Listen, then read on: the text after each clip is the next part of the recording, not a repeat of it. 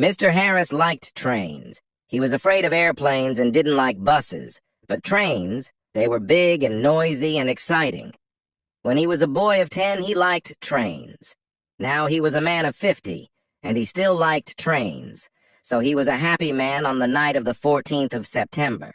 He was on the night train from Helsinki to Oulu in Finland, and he had 10 hours in front of him. "I've got a book in my newspaper," he thought, "and there's a good restaurant on the train, and then I've got 2 weeks' holiday with my Finnish friends in Oulu." There weren't many people on the train, and nobody came into Mr. Harris's carriage. He was happy about that. Most people on the train slept through the night, but Mr. Harris liked to look out of the window and to read and think. After dinner in the restaurant, Mr. Harris came back to his carriage and sat in his seat next to the window. For an hour or two, he watched the trees and lakes of Finland out of the window. Then it began to get dark, so he opened his book and began to read. At midnight, the train stopped at the small station of Otava. Mr. Harris looked out of the window, but he saw nobody. The train moved away from the station into the black night again. Then the door of Mr. Harris's carriage opened, and 2 people came in. A young man and a young woman. The young woman was angry. She closed the door and shouted at the man, "Carl, you can't do this to me!" The young man laughed loudly and sat down. Mr. Harris was a small, quiet man. He wore quiet clothes, and he had a quiet voice. He did not like noisy people and loud voices, so he was not pleased. Young people are always noisy, he thought. Why can't they talk quietly? He put his book down and closed his eyes, but he could not sleep because the 2 young people didn't stop talking. The young woman sat down and said in a quieter voice, "Carl, you're my brother and I love you, but please listen to me. You can't take my diamond necklace. Give it back to me now, please." Carl smiled. "No, Elena," he said. "I'm going back to Russia soon, and I'm taking your diamonds with me." He took off his hat and put it on the seat.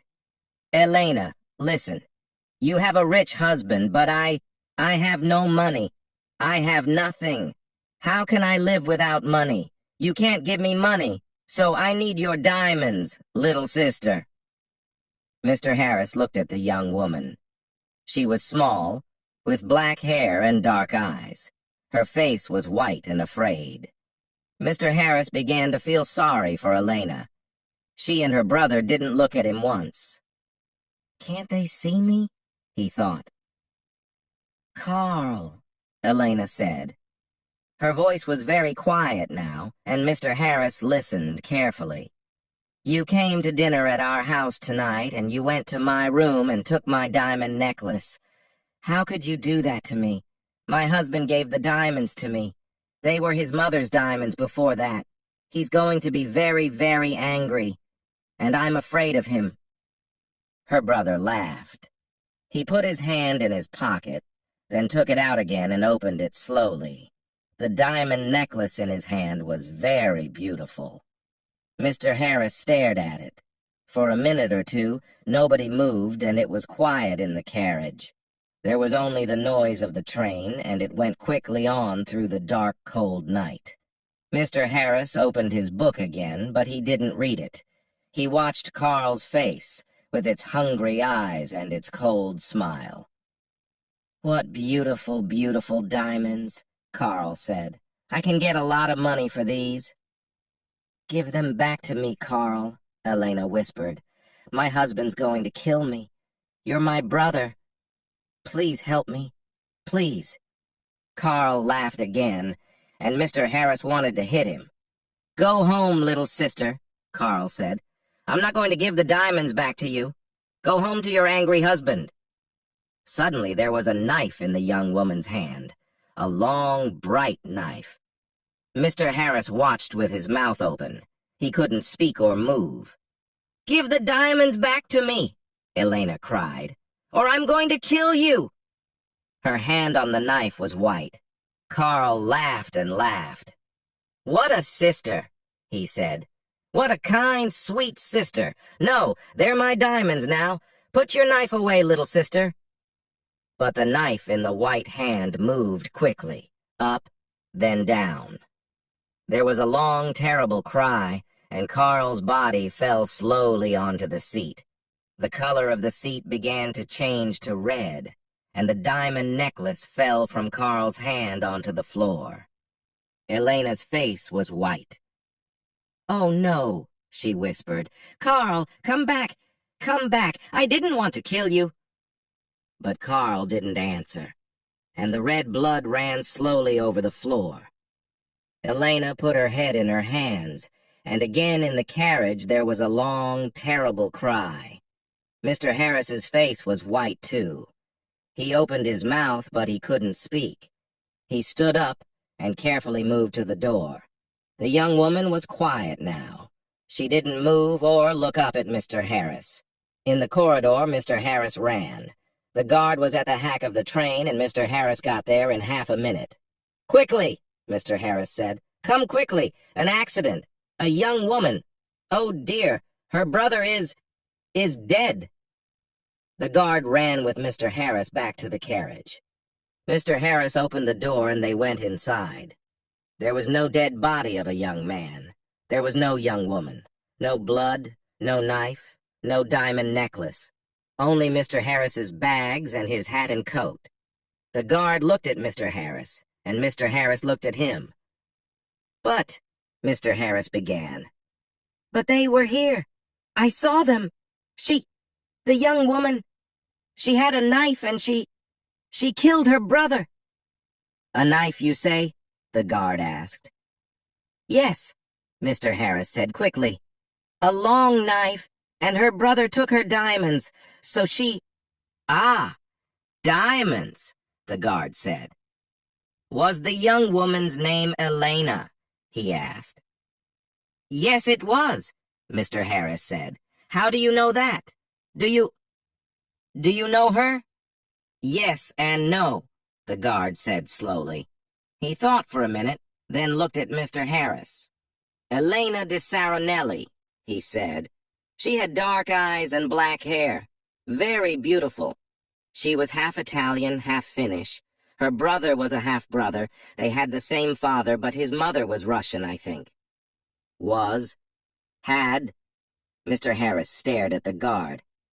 "But Elena, she's alive. And where is she?" "Oh, no," said the guard. "Elena de Saronelli died about 80 years ago. After she killed her brother with a knife, she jumped off the train and died at once. It was near here, I think." He looked out of the window into the night. Mr. Harris's face was very white again. 80 years ago?" he whispered. "What are you saying? Were she and her brother—" "But I saw them." "Yes, that's right," the guard said. "You saw them, but they're not alive. They're ghosts. They often come on the night train at this time in September. I never see them, but somebody saw them last year, a man and his wife. They were very unhappy about it, but what can I do? I can't stop Elena and Carl coming on the train." The guard looked at Mr. Harris's white face. "You need a drink," he said. "Come and have a vodka with me." Mr. Harris didn't usually drink vodka, but he felt afraid. When he closed his eyes, he could see again Elena's long knife and could hear her terrible cry. So he went with the guard to the back of the train. After the vodka, Mr. Harris felt better. He didn't want to sleep, and the guard was happy to talk. So Mr. Harris stayed with the guard and didn't go back to his carriage. "Yes," the guard said. "It's a famous story. I don't remember it all. It happened a long time ago, of course. Elena's father was a famous man here in Finland. He was very rich once, but he had 3 or 4 wives and about 8 children. And he liked the good things of life. So there wasn't much money for the children. Carl, the oldest son, was a bad man, people say. He wanted an easy life and money in his hand all the time. The train hurried on to Oulu through the black night, and the guard drank some more vodka. "Now, Elena," he said. "She didn't have an easy life with those 3 difficult men. Her father, her brother, her husband. One year she visited her mother's family in Italy, and there she met her husband, Di Saronelli. He was rich, but he wasn't a kind man. They came back to Finland, and Carl often visited their house. He wanted money from his sister's rich husband. Elena loved her brother and gave him some money. But Di Saronelli didn't like Carl, and was angry with Elena. He stopped giving her money, and after that... Well, you know the story now." "Yes," Mr. Harris said. "Poor, unhappy Elena." Mr. Harris stayed with his friends in Oulu for 2 weeks. They were quiet weeks, and Mr. Harris had a good holiday, but he took the bus back to Helsinki. The bus was slow and there were a lot of people on it, but Mr. Harris was very happy. He didn't want to take the night train across Finland again.